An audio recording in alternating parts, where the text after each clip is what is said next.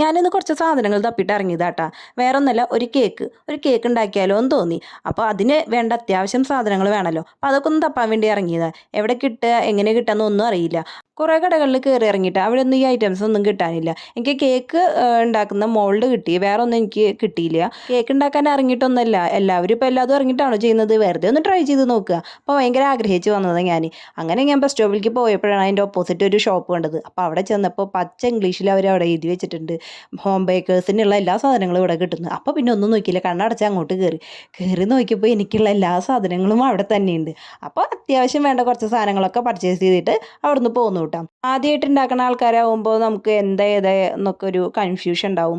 ഞാൻ അവിടെ ചെന്നിട്ട് കുറച്ചൊക്കെ എനിക്ക് വേണ്ട ചെറിയ ചെറിയ ഐറ്റംസ് മാത്രം ഞാൻ എടുത്തുള്ളൂ കേട്ടോ. അതിഗംഭീരമായ പർച്ചേസിംഗ് ഒന്നും ഞാൻ ചെയ്തില്ല. കാരണം വേസ്റ്റായി പോയാലോ, നമുക്ക് ഉണ്ടാക്കാനൊന്നും അറിയില്ല, ജസ്റ്റ് ട്രൈ ചെയ്ത് നോക്കാനല്ലേ. എന്തായാലും ഞാൻ ഹാപ്പിയാണ്, വിചാരിച്ച സാധനങ്ങളെല്ലാം കിട്ടി.